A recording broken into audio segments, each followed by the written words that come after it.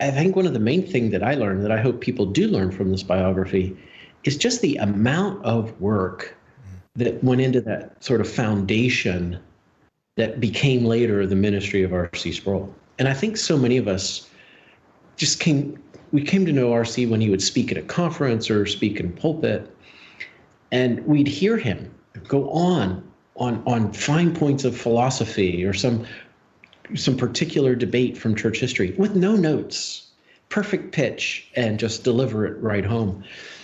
And you think, he just made it look effortless, and he did.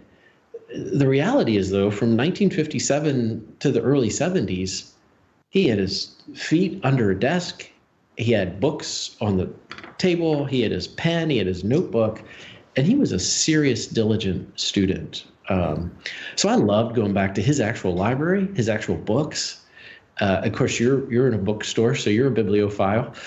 So just to have his actual books with his actual margin notes. So that was something that was really driven home for me. And then the other thing that was driven home, not so much a surprise, but again, just as I got into the biography, it just impressed more and more and more.